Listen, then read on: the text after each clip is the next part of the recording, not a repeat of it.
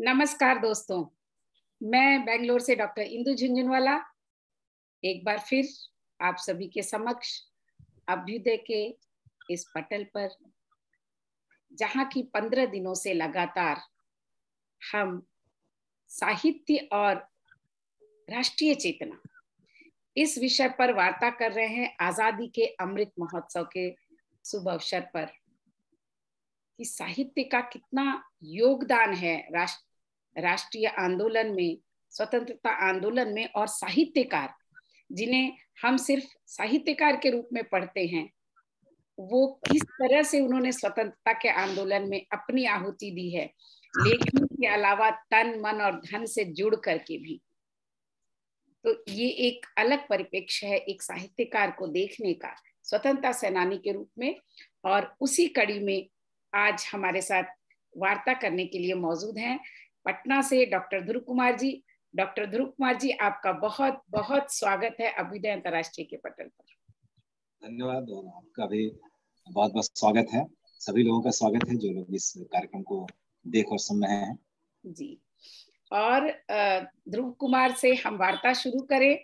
आज हम एक खास साहित्यकार को लेकर आए हैं जो साहित्यकार से अधिक स्वतंत्रता सेनानी थे। तो डॉक्टर ध्रुव कुमार जी विगत 3 वर्षों से रंग कर्म, पत्रकारिता, समाचार वाचन और साहित्य अध्यापन और स्वतंत्र लेखन कार्य, मतलब इतनी विविधता में इनका बटा हुआ है कि ये रंगकर्मी भी हैं, पत्रकार भी हैं, समाचार वाचन भी करते हैं।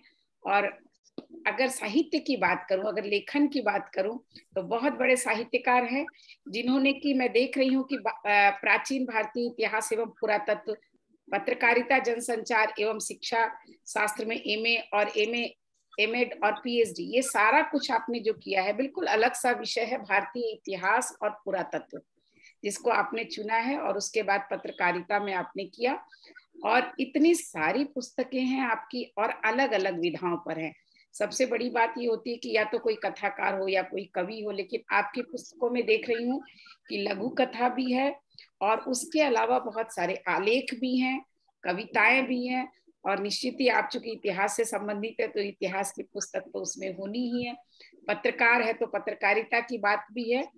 और सबसे बड़ी बात यह है कि आप बिहार के हैं, तो आपने बिहार के साहित्यकार, बिहार के पत्रकार, बिहार की वीरांगनाएं और नीतीश गाथा, इन सब को लेकर के आपने करीब 2 दर्जन से अधिक पुस्तकों का प्रकाशन किया है, जिसमें आपने धर्म को भी नहीं बख्शा, बौद्ध धर्म और पर्यावरण पर भी आपने लिखा है, और हिंदी लघु कथा का शास्त्रीय अध्ययन और किताबों की दुनिया, बिहार शताब्दी के 100 नायक, जैन धर्म और बिहार, जैन धर्म की कहानियां और जैन धर्म के 24 तीर्थंकर, वाह, बिहार झारखंड के जैन तीर्थ स्थल, जैन शिक्षा, ये तो आपने मेरा विषय चुन लिया।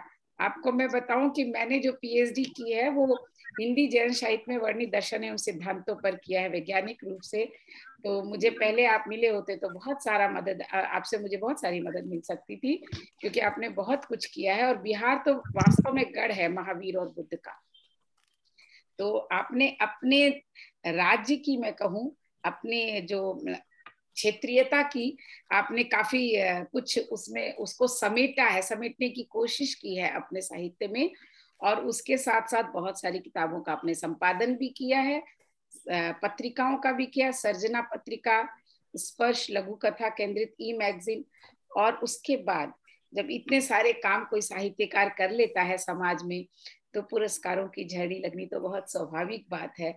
तो भगवान महावीर शिखर सम्मान, आनंद शास्त्री पत्रकारिता सम्मान, नवरंग सम्मान, कला कक्ष सम्मान, कला श्री सम्मान, रोटरी क्लब पटना सम्मान, और बहुत सारे सम्मानों को लेते हुए अध्यक्ष Indian federation of working journalist के आप बिहार इकाई के अध्यक्ष भी हैं, और महासचिव हैं अखिल भारतीय प्रगतिशील लघु कथा मंच पटना के, कलाकार मंच साझा मंच संघ के अध्यक्ष हैं, महासचिव हैं।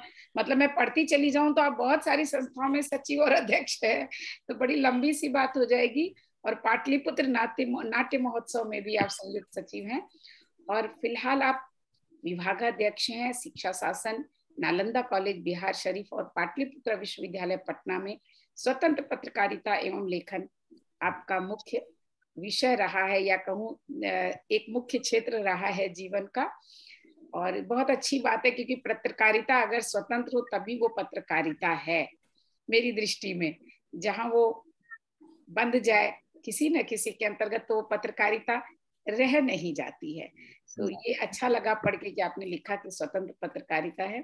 तो आपके इतने सारे, बहुत सारी उपलब्धियों के साथ अभ्युदय अंतर्राष्ट्रीय मंच अपने आप को बहुत गौरवशाली महसूस कर रहा है। आप इस मंच पर हैं, आपका पुनः पुनः स्वागत करती हूँ।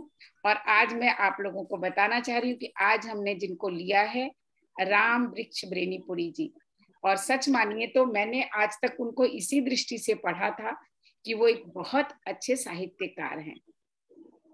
जब हम इस कार्यक्रम को कर रहे हैं तो बहुत सारे साहित्यकारों के बारे में हमने जाना कि वो सब स्वतंत्रता सेनानी भी रहे हैं बखूबी।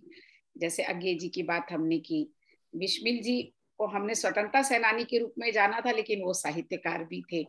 तो बहुत सारी इस तरह की चीजें जो निकल कर आई हैं, राहुल सांकृत्यायन जिनको हमने यात्रा वृत्तांत के लिए जाना, लेकिन वो भी स्वतंत्रता सेनानी थे। तो एक कड़ी से कड़ी जुड़ती चली गई है।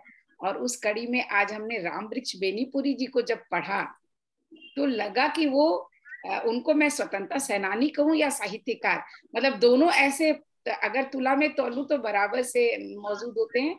और आज हम उसके विषय में बात करने के लिए आपके साथ बैठे हैं। तो आप मुझे बताएं कि राम वृक्ष बेनीपुरी जी, पहला सवाल तो यही बन जाता है ना कि राम वृक्ष बेनीपुरी जी को ऐसा साहित्यकार माना जाता था जो एक हाथ में कलम और दूसरे हाथ में तलवार रखते थे, और जो मेरी जानकारी में बिल्कुल भी नहीं था। मैं उनकी कलम को तलवार मान सकती थी, लेकिन तलवार वाकई रखते थे तलवार की तरह, वो मैंने कभी नहीं जाना था।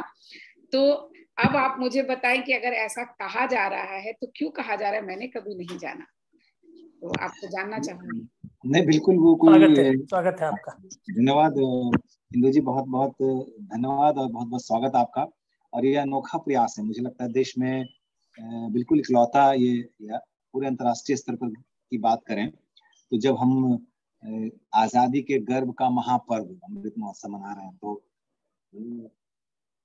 मुझे लगता है ये साहित्यकारों की इस स्वतंत्रता आंदोलन में क्या भूमिका थी, कैसे देश की आजादी में उनकी महत्वपूर्ण भूमिका थी, इसको लेके आपने ये 15 दिनों का विशेष आयोजन किया। इसके लिए सचमुच आप और अभ्युदय के जो भी लोग हैं जो इस तरह की रणनीति तैयार करते हैं, जो प्लानिंग करते हैं क्या कैसे करना है, वो सब धन्यवाद की बात है। मुझे लगता है हर लिखने वाले साहित्यकार की ओर से, पत्रकार की ओर से आपका साधुवाद कि आपने ऐसी बहुत अच्छी कोशिश की है कि ताकि, और सचमुच आपने ठीक ही कहा, मैं भी इसीलिए कहता हूँ अगर हम और लोगों की बात करें, लेकिन अगर हम राम वृक्ष बेनीपुरी जी की आपका जो सवाल है, आपकी जो जिज्ञासा है, उससे शुरू करूं। बिल्कुल ऐसे आप बस इस बात का अंदाजा करें कि वो राम वृक्ष बेनीपुरी जी 12 बार जेल गए। अब आप इसे अंदाजा लगाइए कि वो किस तरह की लेखनी कर रहे थे और कैसे अंग्रेजों की आंखों में चुभ रहे थे, कैसे वो उनकी आंखों में कांटा बन हुए थे कि उनको 12 बार जेल। और देखिए जेल में जाने के बाद आपकी आवाज नहीं आ रही है। आवाज बिल्कुल नहीं आ रही है। मुझे तो आ रही है, मुझे आ रही है। आपकी आवाज नहीं आ रही, क्या हो गया? मुझे आ रही है जी। आवाज आ रही है, एकदम क्लियर आ रही है। हाँ, मुझे भी आ रही है दीदी। तो क्या हो गया बेटा? कुछ प्रॉब्लम है आपका म्यूट तो नहीं हो गया कहीं आपका? आपकी आवाज क्यों नहीं आ रही है? अब आ रही है, अब देखिए। नहीं, आप म्यूट तो नहीं है।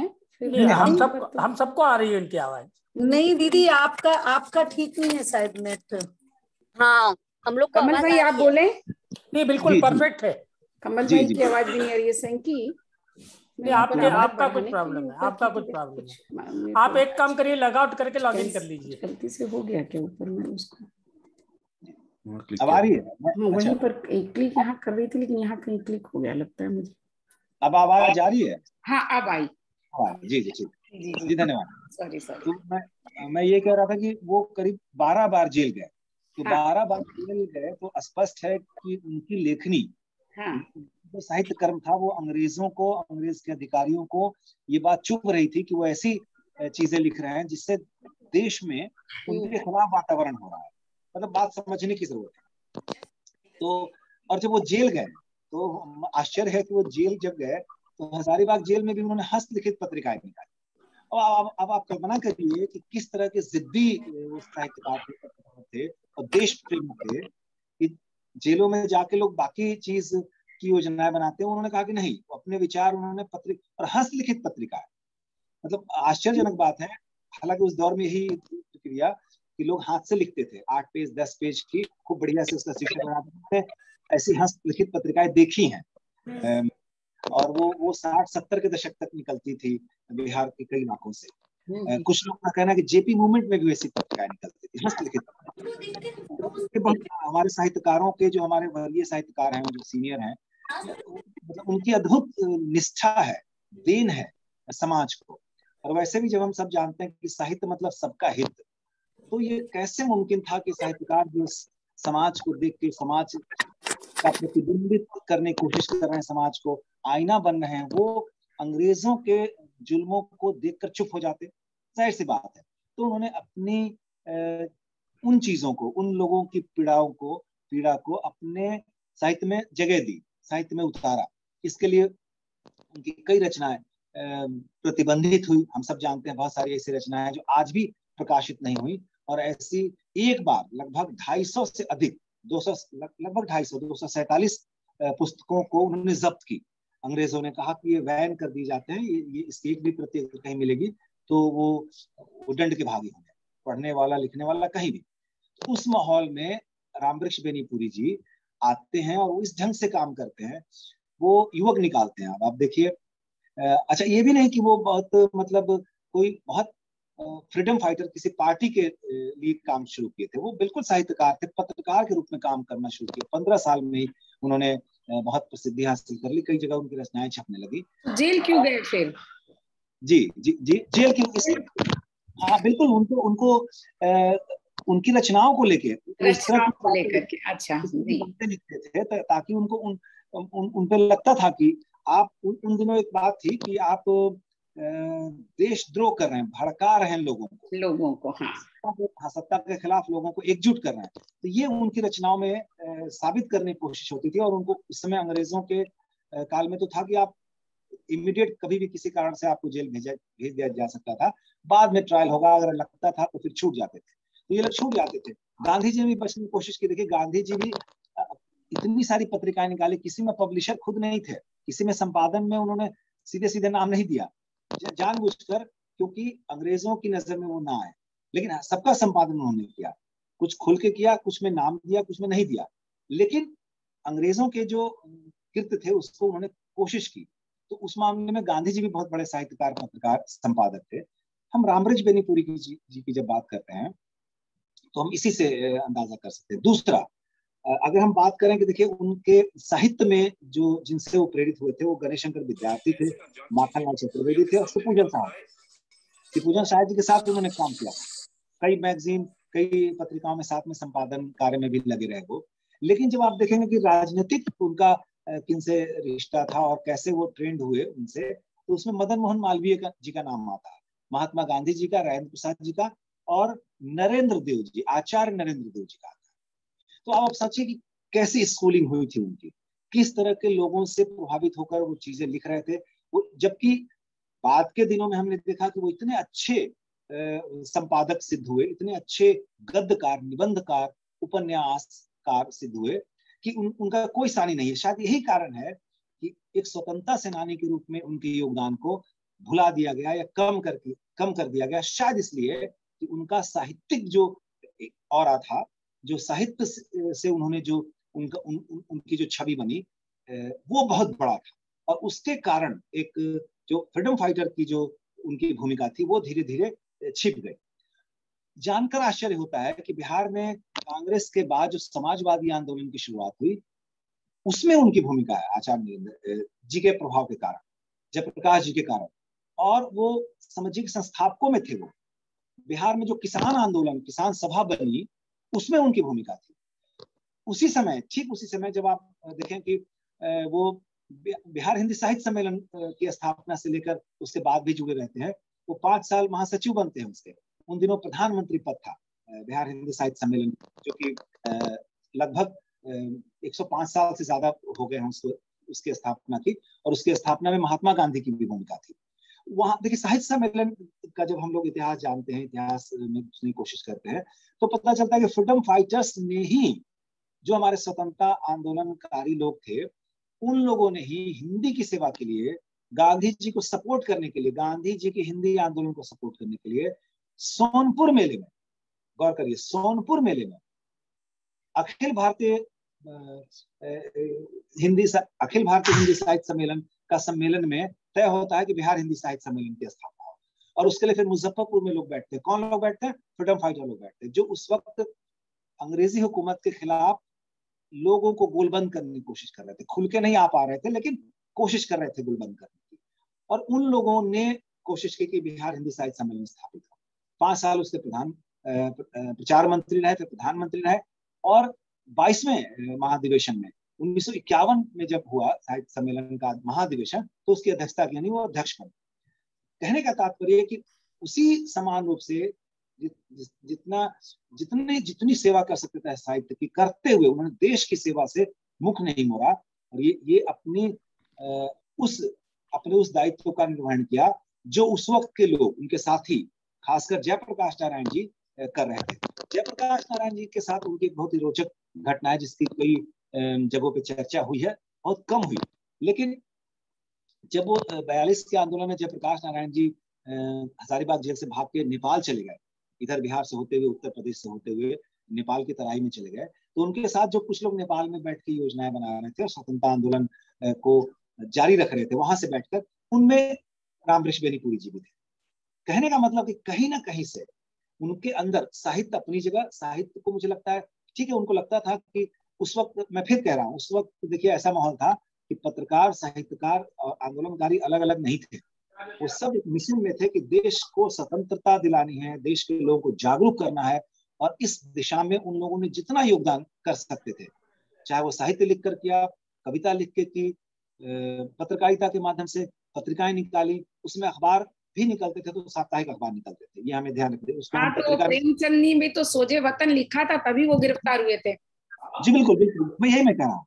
हाँ, तो जो लोग भी अगर ऐसा कुछ भी लिख रहे हैं जो सरकार को अपने खिलाफ लग रहा है, तो वो गिरफ्तार हो जाते थे। लेकिन आपकी बात से मुझे एक सवाल और मतलब वैसे मैं 2-4 दिनों से वो सवाल घूम रहा था मेरे दिमाग में, सभी इन साहित्यकारों को लेकर, कि जब जेल में बंद हो जाते हैं ये, तो अभी आपने बताया वो हस्तलिखित पत्रिका उन्होंने निकाली, तो मुझे ये समझ भी नहीं आ रहा है कि जब अंग्रेज इतनी ज्यादा कड़ाई रख रखी थी, तो वो इनको ये सामग्री वो कैसे उपलब्ध करा देती थी लिखने के लिए? वो विचार लिखते थे, देखिए चिट्ठियों के आने जाने की रहती थी, इजाजत मिलती थी उनको, पत्रिकाएं भी मांगने में मिलती थी। तो इन्होंने क्या किया, कैदी और तूफान, देखिए वो पत्रिका जो हस्तलिखित है, उसके संस्करण है, आप कभी जो शोध करते हैं उनको उपलब्ध हो जाते हैं। कैदी और तूफान इस शीर्षक से उसमें हस्तलिखित, हाथ से लिखते थे, हाथ से लिखने की मनाही नहीं थी, हम सब जानते हैं। हमारे प्रथम प्रधानमंत्री जी ने भी पुत्री के नाम पिता का पत्र, पिता के नाम पुत्री के नाम पिता का पत्र जो लिखा किताब, वो जेल में ही लिखा। गांधी जी ने बहुत जेल में लिखा। तो लिखने की स्वतंत्रता थी, अखबार भी और मैगजीन भी कुछ कैदियों को मांगने पर जेलर की सहमति से उपलब्ध कराई जाती थी। लेकिन जिनको पकड़ा ही इसीलिए जाता था कि वो कुछ सरकार के खिलाफ लिख रहे हैं, उनको सरकार लिखने की अनुमति कैसे देती थी? वो तो खिलाफ ही लिखेंगे। बिल्कुल, उनकी संज्ञान में बिना लाए लिखते थे, छुप छुप के लिखते थे, और हाथ से लिख के फिर किसी तरह से बाहर कर देते थे, और वहां फिर उसकी और भी प्रतियां उनके मित्र तैयार करते थे जो उनके साथ के लोग थे, और उसको बांटते थे। दूसरी बात देखिए, एक समझने की जरूरत है, क्योंकि हम लोग पत्रकारिता के विद्यार्थी भी रहे हैं, सर्कुलेशन उन दिनों बहुत कम हुआ करते थे, क्योंकि प्रिंटिंग मशीन भी नहीं थी, हाथ से लिख के जाते थे। लेकिन देखिए होता क्या था कि जब भी कोई एक अंक निकला, उसमें सब पढ़े लिखे लोग भी नहीं थे। हमें गौर करने लायक बात है, आजादी के समय 13% लोग पढ़े लिखे लिखे, बिल्कुल अनपढ़ लोग थे हमारे देश के उस समय के लोग। लेकिन गांधी जी ने क्या कहा है, किसी एक व्यक्ति ने पढ़ा, वो गांव के लोगों को, अपने आसपास के लोगों को बताते थे, ये गांधी बाबा ने कहा है, ये हमारे सुभाष चंद्र बोस जी ने कहा है। उनको खबर मिलती थी जिस माध्यम से, और इसीलिए वो हैंडबिल छापते थे, इसलिए वो पत्र पत्रिकाएं निकालते थे। देखिए अब सब क्लियर होती है पिक्चर कि आखिर ये लोग क्यों पत्र पत्रिकाएं निकालते थे। इसलिए कि एक माहौल बनाना था।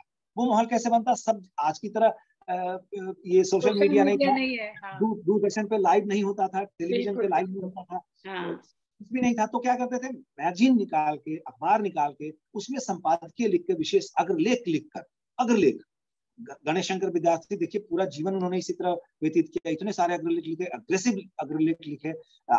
जब हम आप पढ़ते हैं तो आश्चर्य होता है कि कैसे उस वक्त लोग इतनी हिम्मत करते थे अंग्रेजों के खिलाफ खुल के लिखने की। आज हम नहीं कर सकते, आज नहीं कर सकते, बिल्कुल। तो मैं यही कह रहा हूँ, अब आप सोचिए कि इनकी कितनी दिलेरी थी, देश के प्रति कितना जज्बा होगा, कुछ करना है, ये मान के वो काम कर रहे थे। तो ऐसी चीजें हमारे उन साहित्यकारों के हृदय में थी जो जिन्हें आज हम सिर्फ विशुद्ध साहित्यकार मानते हैं, लेकिन जब उनका जीवन अध्ययन करते हैं, जब उनकी रचनाएं पढ़ते हैं, उनके बारे में पढ़ते हैं, तब पता चलता है कि नहीं, वो किसी भी जो हमारे नॉन फ्रीडम फाइटर है, वो उनसे कम योगदान उनका नहीं है। हाँ, अलबत्ता ये माना जाता है कि विशेषकर रामकृष्ण बेनीपुरी जी को की जब हम बात कर रहे हैं, तो उस समय के भी कुछ लोगों का कहना है कि उस हिसाब से उनको उतना नहीं मिला।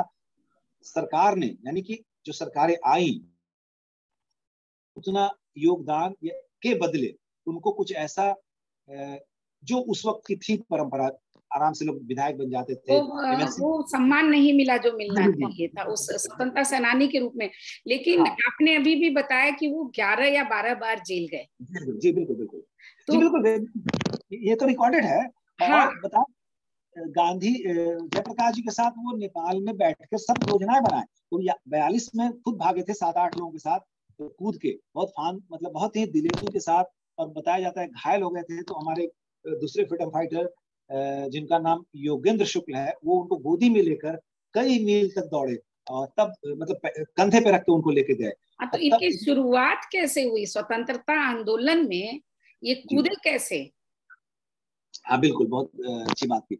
हाँ। देखिए उस समय गांधी जी का मतलब पूरा प्रभाव था। 1920 के में जब असहयोग आंदोलन शुरू हुआ 1920 में, तब बहुत सारे लोगों ने, उस समय शिक्षक ने नौकरी छोड़ी अपनी, स्टूडेंट्स जो हैं कॉलेज में स्कूल में पढ़ते थे उन्होंने छोड़ दी, स्कूल छोड़ दिया, कॉलेज जाना छोड़ दिया, यानी किसी भी तरह से सरकारी नौकरियों को लात मार दी। अच्छे अच्छे हमारे वकील जो हमारे फ्रीडम फाइटर हो गए।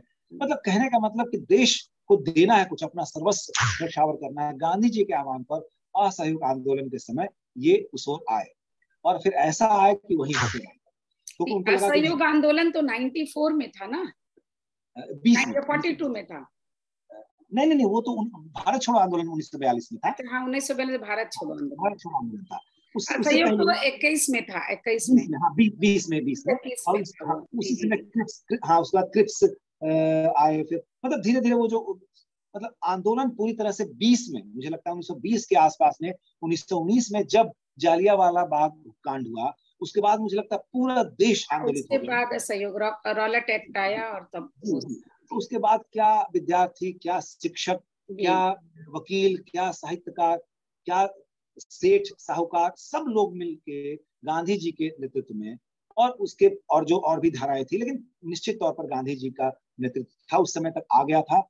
और फिर एक खेमा सुभाष चंद्र बोस जी का भी था। सुभाष चंद्र जी भी उतने देश में लोकप्रिय थे, उनकी इतनी इज्जत थी। कांग्रेस में रहते हुए, कांग्रेस के अध्यक्ष बनने के बाद भी उन्होंने अपनी विचारधारा के तहत, उनको लगा कि नहीं ठीक है, आप अपना काम करो, मुझे अपना काम करना है, और उन्होंने फिर अपनी जो सेना बनाई, और किस तरह से जापान गए, और मतलब उन्होंने एक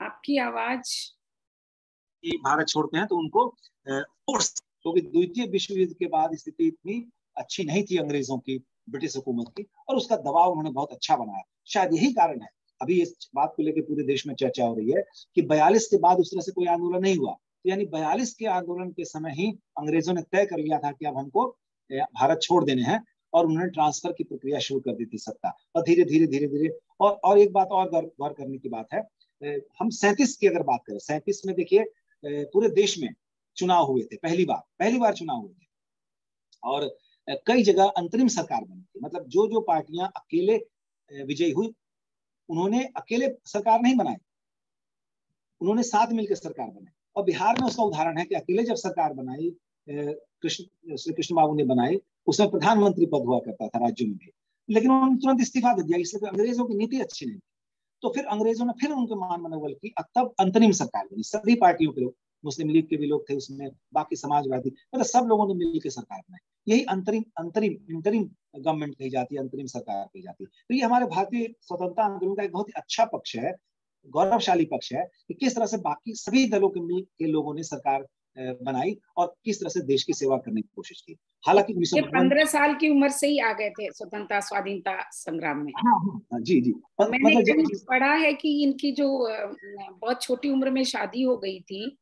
जी जी। और इनके मतलब इनकी पत्नी भी अनपढ़ थी और बाद में इन्होंने पढ़ाया भी उसे। जी, लेकिन दो चार ऐसी भी न्यूज मिलती है, समाचार मिलता है कि जब ये जेल में है और इनका बच्चा बीमार है या कुछ है तो उनको नहीं आने दिया जाता है, सरकार उनको नहीं आने देती है। तो इस तरह की क्या घटना है कुछ? हाँ, वो इसलिए किया उन्होंने कि देखिए उस समय थी ऐसी व्यवस्था कि अगर अभी भी है पेरोल पर आप छूट सकते हैं, लेकिन इनको इसलिए नहीं देते थे कि फिर जाएंगे फिर खुराफात करेंगे। और जिस इलाके में रहते थे, देखिए वहां पढ़ाई, अभी तो वो इलाका पूरा डूब गया, मुजफ्फरपुर के पास वो जगह बेनीपुर गांव है, इसलिए उनका नाम बेनीपुरी है। बेनीपुर गांव के नाम पर उनका नाम है। वो गांव का अब आप नदी पार करके बीच में टापू की तरह इनका गांव बचा हुआ है और अभी भी लोग जाते हैं क्योंकि उनका मकान है वहां पे खंडर के रूप में, मूर्तियां भी लगी हैं। तो अब पर्यटक स्थल के रूप में लोग जो बहुत रिसर्च करते हैं या बहुत जो उनको श्रद्धा होती है वो जाते हैं, लेकिन वो अब कटाव के कारण ने उसके लिए कुछ नहीं किया है वहां पर, कुछ नहीं किया। तो मुझे तो बिहार में हो, आपको करना चाहिए प्रयत्न। बिल्कुल, हम लोग जो कर सकते हैं, जैसे हम लोगों ने सहाय जी, शिव पूजन सहाय जी की भी जो पुश्तैनी मकान है वो ढहरा है, जैसे मुझे लगता है प्रेमचंद जी का लम्ही में ढहरा है। देखिए पूरे देश में साहित्यकारों की दुर्दशा इससे ज्यादा क्या हो सकती है कि हमारे यहाँ दिनकर जी की है, रामधारी सिंह दिनकर जी की जो है वो भी सरकार से ज्यादा सोसाइटी ने किया है, वहाँ के आसपास के लोगों ने जो उस इलाके के हैं या जो। और ये खाली साहित्यकार नहीं है ना, स्वतंत्रता सेनानी पहले हैं, बड़े हैं। और जी। तो उस दृष्टि से भी सरकार को करना चाहिए, आप लोगों को वो एक दृष्टि भी सरकार को देनी होगी कि जो साहित्यकार उस समय के थे वो सारे के सारे स्वतंत्रता सेनानी थे। जी जी जी, बिल्कुल। हम लोग ये कर रहे हैं कि उनके पुश्तैनी मकान को जाके उनकी जो स्थिति है उसको बयां कर रहे हैं, अखबारों में बात आ रही है, हम लोग कोशिश कर रहे हैं। हम आपसे अनुरोध करेंगे कि जो अगर अभ्युदय ऐसा कर पाया कई संगठनों के साथ मिलके कि हम ऐसे देश के जितने बड़े साहित्यकार हैं उनके गांव में उनके पुश्तैनी घर पे जाके वहां से लाइव कार्यक्रम करें और पूरे देश को, पूरी दुनिया को पता चले कि जिनकी रचनाओं को हम पढ़ते हैं, जिन्हें हम इतना सम्मान देते हैं, सभी देते हैं, लेकिन उनके प्रति हमने यानी समाज ने, सरकार ने क्या किया, ये भी मुझे लगता है कि पूरी दुनिया के सामने बात आना चाहिए। हम गए थे प्रेमचंद के यहाँ, हम गए थे और उसके हमने सारी फोटो भी और वहाँ लाइव भी किया था प्रोग्राम। लेकिन तो वहाँ तो उन लोगों ने काफी कुछ किया है अभी। तो मैं कहूँगा, जैसे हमारे यहाँ रेणु जी, मतलब क्योंकि उनके पुत्र इसमें इंटरेस्टेड है, वो विधायक भी बने, तो ऐसे भी कहने का मतलब जो सब समाज अगर आगे आएगा तभी सरकार के ऊपर दबाव पड़ता है, वरना सरकारें जो है मुझे लगता है कि इसमें बहुत ज्यादा ध्यान नहीं देती। ये बात इससे इनकार नहीं किया सकता, चाहे सरकार किसी। बेनीपुरी की जो रचनाएं थी वो रचनाएं अंग्रेजों के खिलाफ थी, उनका साहित्य खिलाफ था जी, और इसलिए वो बार बार जेल जा रहे थे और उन्होंने उस कष्ट को झेला क्योंकि पैरोडी पे उनको नहीं छोड़ा गया, जबकि सरकार की नीति थी। तो उनका बच्चा बीमार है, तो वो सब चीजें जो है बड़ी तकलीफ वाली बातें हैं जी। बिल्कुल बिल्कुल, तो इसीलिए ताकि वो फिर निकल के आते थे, कुछ करते थे। जैसे देखिए आप शुरुआत करते थे, देखिए तरुण भारत निकाले 1921 में, देखिए कैसे तरुण भारत, याद करिए आप, यंग इंडिया गांधी जी निकालते हैं, ये निकालते हैं तरुण भारत 21 में। 22 में निकालते हैं साप्ताहिक किसान मित्र, देखिए कैसे उनकी पत्रिकाओं के शीर्षक और किस तरह की चीजें होंगी इसका आकलन। वो किसान आंदोलन से पूरी तरह जुड़े थे, ये भी जी बिल्कुल बिल्कुल, किसान सभा समाजवादी आंदोलन से भी जुड़े थे जी जी, उसके गठन में।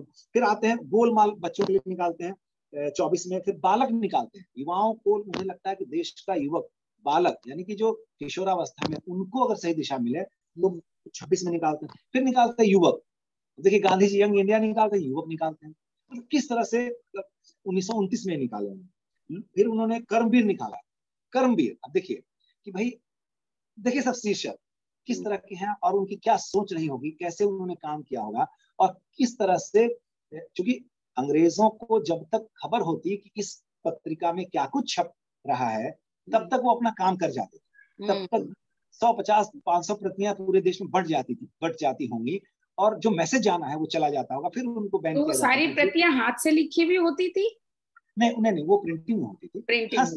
हाँ, जेल में चूंकि वो क्या करते थे, वो जेल में अपने जेल में विचार तो हाथ से लिखते थे। हाँ, मैगजीन की तरह वो करते, ऊपर में हेडिंग लगा देते थे हाथ से ही, और वो आप देख सकते हैं, वो है पत्रिका है। मैं कोशिश करूंगा कि वो उसकी फोटो उपलब्ध हो जाए जल्दी से। लेकिन इस तरह से वो मतलब फिर जनवाणी निकालते हैं। देखिए, जनवाणी, जनता की वाणी।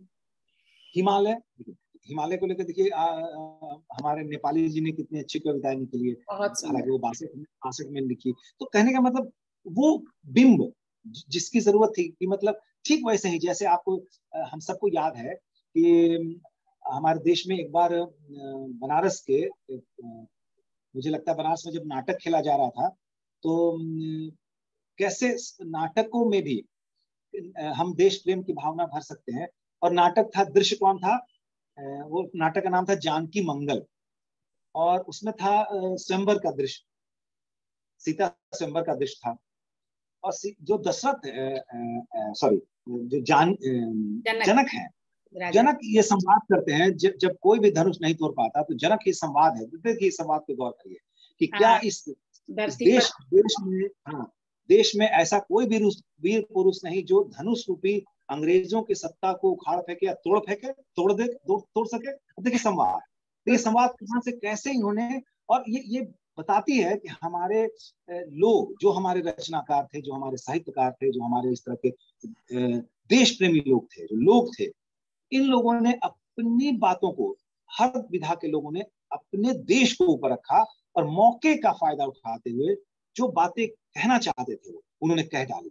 और आप सोचिए कि उस सभा में क्या स्थिति रही होगी कि उन्होंने कहा कि ठीक वैसे ही जैसे कि अभी धरती वीर विहीन हो गई है, खाली हो गई है, तो धनुष को नहीं तोड़ सकता है जनक के संवाद। उसको उन्होंने टर्न किया और ये कहा कि मतलब ऐसा कोई वीर नहीं जो अंग्रेजों को की सत्ता को उखाड़ फेंके। अब आप सोचिए, ये मैसेज 1000, 2000, जो 5000 लोग देख रहे होंगे उस वक्त नाटक, माइक्रोफोन तो था नहीं, हम सब ने तो नहीं, लेकिन हमारे पहले की पीढ़ी के लोगों ने भिखारी ठाकुर को 20-20 हजार की भीड़ में बिना माइक्रोफोन के रात भर नाटक करते हुए देखा है। तो आप अंदाजा कर सकते हैं कि उस वक्त और क्या स्थिति रही होगी, कितने कितने लोग। जानकी मंगल नाटक बहुत फेमस नाटक था, और ये कबीर चौरा में ही शायद बनारस में ये उसका शो चल रहा था। ये इतिहास में वर्णित बात है। कहने का मतलब कि ये जो दायित्व है देश, जब हम आज अमृत महोत्सव मना रहे हैं, तो हमें याद करना चाहिए उनकी इच्छाओं को ध्यान रखना चाहिए, उनकी आकांक्षाओं को हमें ध्यान रखना चाहिए, और उनकी महत्वाकांक्षाओं को भी हमें ध्यान में रखना पड़ेगा कि उन्होंने आखिर किस तरह से देश को आजाद कराया, उसमें अपनी भूमिका निभाई।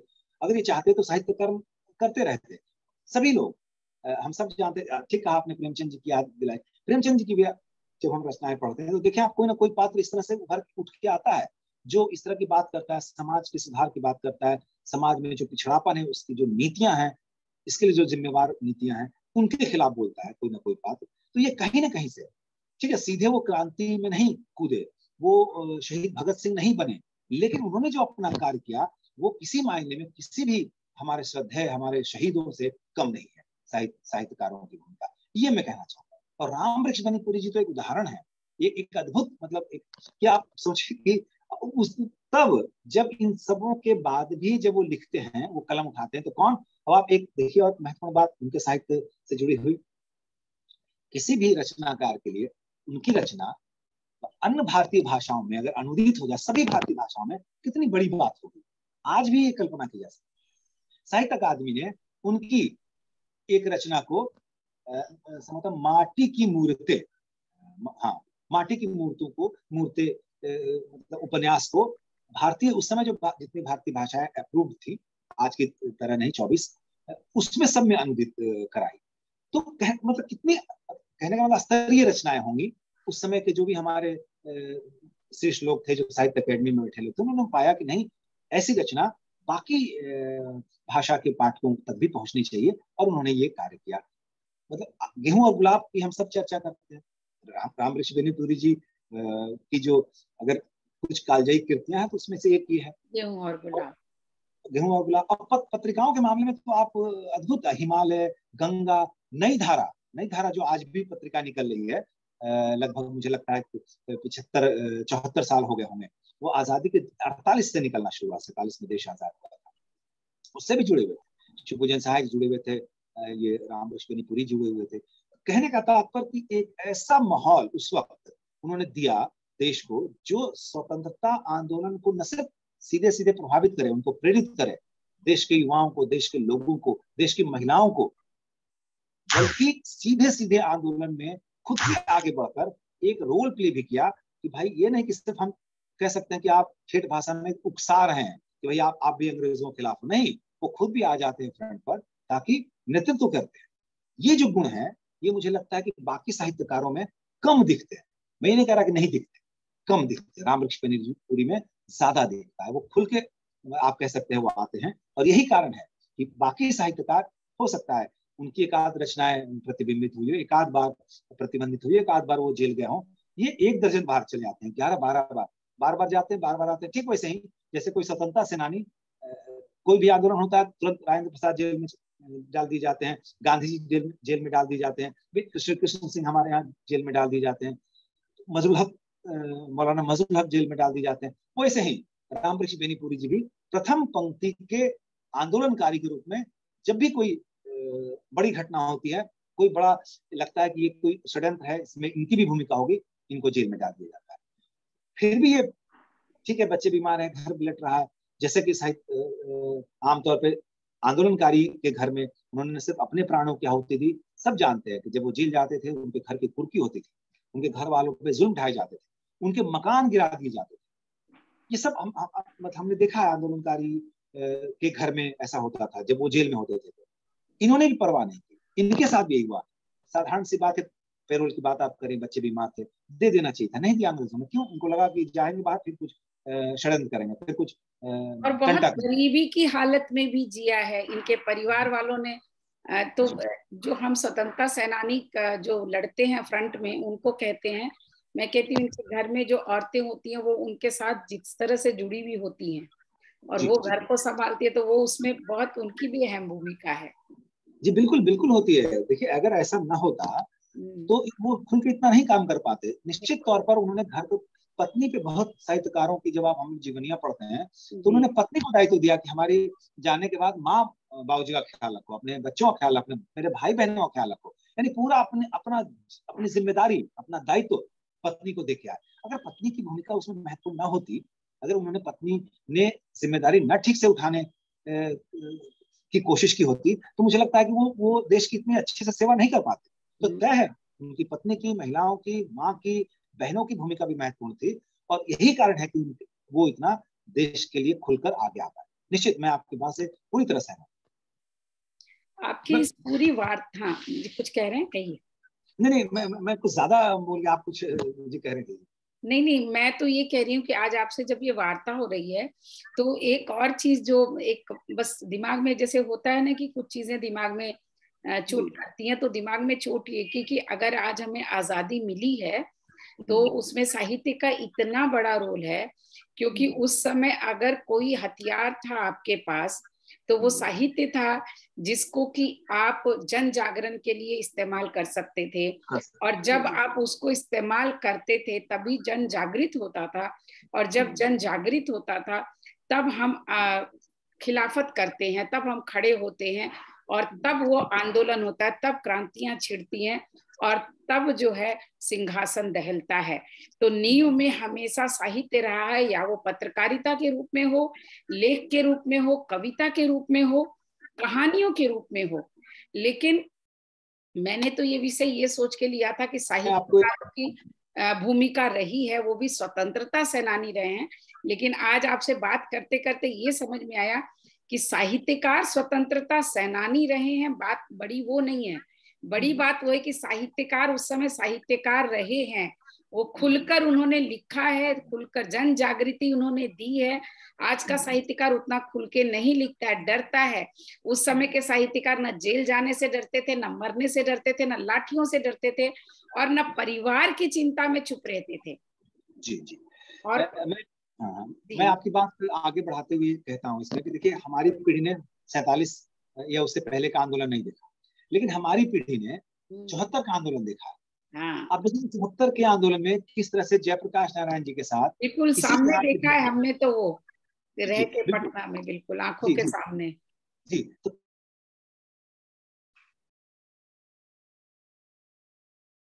इसमें राम बच्चन राय जी हैं, इसमें परेश सिन्हा जी जो अभी हाल में गुजर गए, बाबूलाल मधुकर जो अभी जीवित हैं, सत्यनारायण जी जो अभी भी जीवित हैं, हालांकि एक सहाय जी, लेकिन मतलब कई लोग गुजर गए, लेकिन अभी भी कई लोग अभी जीवित हैं, इस धरती पर हैं। और इन लोगों ने खुलकर सरकारी नौकरियों में थे, फिर भी फ्रंट फुट पे आके, और जयप्रकाश जी इन लोगों को अपनी साथ सभाओं में लेके जाते थे। और इनके इमरजेंसी में खुल कविताओं, करके किया, उस समय इमरजेंसी लागू हो गई थी। जी बिल्कुल, और उनकी कविताओं से सभा शुरू होती थी।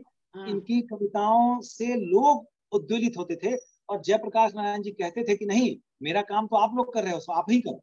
और कई बार जेबी के जेल जाने के बाद, और भी कई लोगों के जेल जाने के बाद, इन लोगों ने छुप छुप कर नुक्कड़ सभाएं की और अपनी कविताओं के माध्यम से लोगों को जागरूक किया। अब लोगों आप को कल्पना करिए कि ये अगर छोटा रूप था, तो इसका बड़ा रूप क्या स्वतंत्रता होगा, आंदोलन बिल्कुल करना। बिल्कुल। वो तो खैर हमारे सामने, हम भी उस समय पटना में, हम तो पटना के ही हैं, पटना में ही थे। और जी जब वो आंदोलन जयप्रकाश जी का छुड़ा था, तो हम लोग मतलब रोज वो चीजें देखते थे। उस समय में वो जो इमरजेंसी के कारण जो मारकाट हुआ था, वो भी हमने देखा। और जब इंदिरा गांधी जी के समय में जब वो गई, उस समय जो सिखों के ऊपर जो अत्याचार हुए, वो भी सारा देखा है। तो ये सब वाकई में बहुत छोटे रूप थे।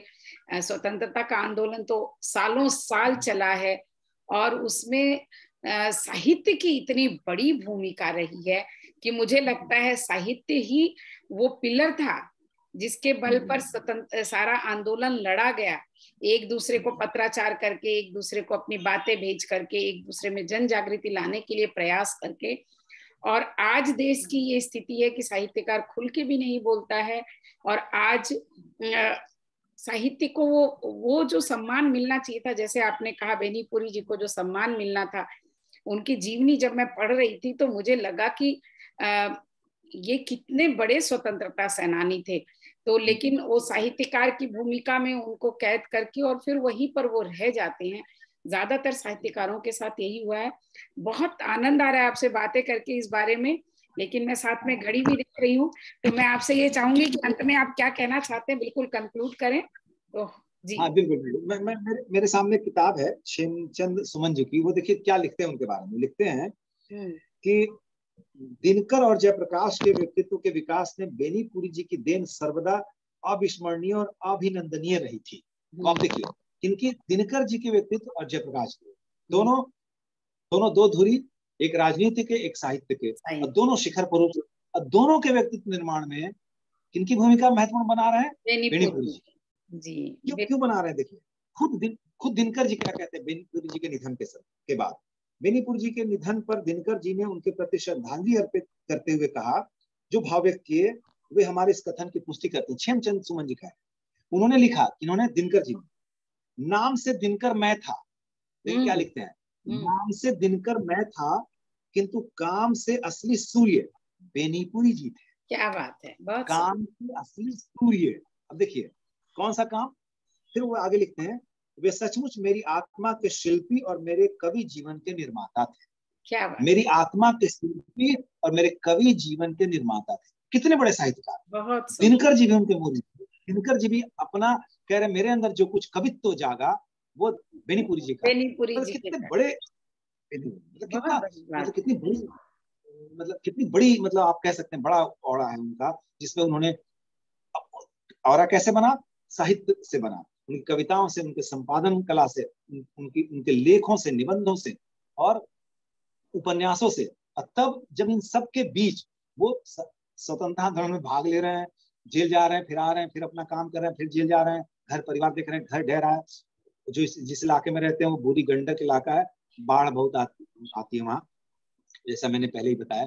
तो सब चीजों से देखते हुए, अपने घर परिवार को अलग करते हुए साहित्य का भी सृजन करते हैं और देश को आजाद कराने के लिए भी काम करते हैं। जयप्रकाश जी के साथ नेपाल भी चले जा रहे हैं छिपके। यानी कहने का मतलब कि जो कोई भी सक्रिय जितनी भूमिका निभा सकता था स्वतंत्रता सेनानी, उससे कहीं ज्यादा उन्होंने अपनी भूमिका का निर्वहन एक साहित्य सृजन में लगातार रत रहते हुए भी उन्होंने किया। ये मुझे लगता है उनके व्यक्तित्व का एक ऐसा पहलू है जिस पर हम जब अमृत महोत्सव मना रहे हैं, हमें तो इन पर गर्व है ही, लेकिन और गौर इन पर गर्व करने की इच्छा होनी चाहिए हम सबकी, और उनको सम्मान देना चाहिए। जी, बहुत बहुत सही और बहुत सुंदर से आपने इस चीज को बताया।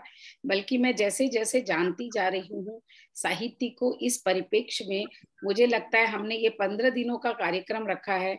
अभी तो इतनी लंबी सूची है कि हम इस पर 50 दिनों तक नहीं, 500 दिनों तक भी साहित्यकारों के बारे में, जो स्वतंत्रता सेनानी रहे हैं और साहित्यकार भी रहे हैं आजादी के पूर्व, उन पर बात की जा सकती है। अभी तो एक बहुत छोटी सी बात, बहुत छोटा सा पहलू जाना, उनके पूरे जीवन को जानने में भी बहुत समय लगेगा। एक उनकी चर्चित किताब है, मतलब आप कह सकते हैं उपन्यासी की तरह है, कैदी की पत्नी। अब आप सोचिए कैदी की पत्नी, उन्होंने मतलब उस पर भी निगाह डाली कि आखिर कैदी, जब कोई व्यक्ति जेल चला जाता है तो कैदी की पत्नी पे क्या बीतती है, पत्नी पर क्या बीतती है, बहुत। और उनकी पत्नी अनपढ़ थी लेकिन उन्होंने उसको पढ़ाया लिखाया, और फिर बच्चे, तो बच्चों का पूरा ख्याल पत्नी ने रखा, क्योंकि ये तो आंदोलन में कूद गए थे पूरी तरह, स्वतंत्र आंदोलन में। और हर तरह से इन्होंने मतलब एक तरह से अपना पूरा जीवन देश पर निछावर किया इन्होंने, बहुत बहुत बड़ी बात है। और ऐसे स्वतंत्रता सेनानियों को, ऐसे साहित्यिक, मतलब साहित्यकार और स्वतंत्रता सेनानी, मुझे तो एक दूसरे का पर्याय लगने लगा है अब ये शब्द, कि ये एक दूसरे के पर्याय बन गए हैं। और इस पर जरूर हमारे देश को, हमारे देश के नेताओं को, और जो बड़े बड़े पदों पर बैठे उनको इस चीज को ध्यान में रख करके, जैसा आपने बताया तो मुझे दुख हुआ कि उनके घर की स्थिति या कुछ भी, मतलब उन वहां पर वैसा कुछ भी नहीं है, जबकि आप स्वतंत्रता सेनानी के रूप में ही भले ही सही, उनके जरूर उस चीज को हमारी आज की पीढ़ी को कैसे पता होगा कुछ भी। तो ये इनके साथ एक अच्छी बात ये हुई कि राष्ट्र भाषा परिषद ने इनकी जितनी भी रचनाएं थी, इनकी रचनावली प्रकाशित कर दी थी, की है। और वो बढ़िया काम हुआ कि जो भी उनकी रचनाएं हैं वो सब राष्ट्र बिहार हिंदी राष्ट्र भाषा परिषद से प्रकाशित है, वो बहुत 4 खंडों में। जी हाँ, और मुझे लगता है राजकमल वालों ने भी उसको प्रकाशित किया है बाद में, राजकमल प्रकाशन है, राधा कृष्ण क्या राजकमल लिखते हैं। जी जी, तो कहने का मतलब रचनाएं, कम से कम रचनाएं उनकी सुरक्षित है, उनका घर और ये सब भले ही लोगों को न पता हो, लेकिन रचनाएं सुरक्षित हैं, ये भी एक बहुत खास बात है। तो आपसे बात करते हुए मुझे लगा कि राम, ये इतना बड़ा अध्याय है। जी, एक और महत्वपूर्ण बात कि उन्होंने अपने नाम के साथ अपने गांव के नाम को भी जीवित कर दिया, बेनीपुरी, खुद से चाय डॉक्टर रामवृक्ष बेनीपुरी।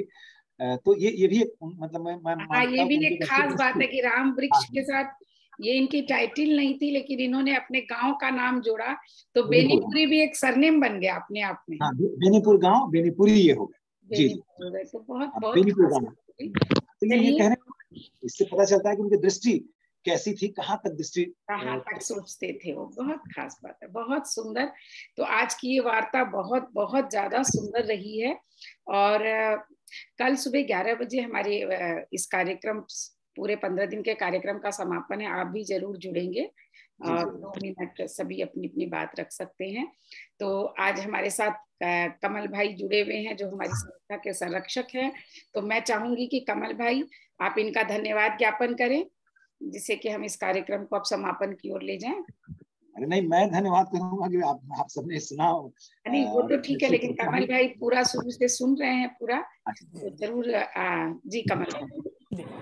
सब आप विजय पटल को मेरा ढेर सारा नमस्कार। और आप सब, ध्रुव कुमार जी, आपने जो बताया, अब ये कई चीजें हमको भी मालूम नहीं होती है, कहीं हम तक भी ये सब चीजें पहुंच नहीं पाई, और आप जैसे लोग उसको पहुंचाते हैं तो अच्छा लगता है कि ये देश में जितनी, और ये सच है कि साहित्यकारों ने जो योगदान दिया है इस देश को आजाद कराने में, उससे बड़ा योगदान मैं सोचता हूँ कि बाकी लोगों का नहीं होगा जितना साहित्यकारों का। ऐसे भी साहित्य हमारा प्रतिबिंब होता है, मिरर होता है अपना देश का, और उस वक्त तो लोगों का त्याग जो है, और ये एक साहित्यकार का पूरी की पूरी फैमिली तक को त्याग करना पड़ता था इतना, क्योंकि उस जमाने में बड़ी मुश्किल होती थी।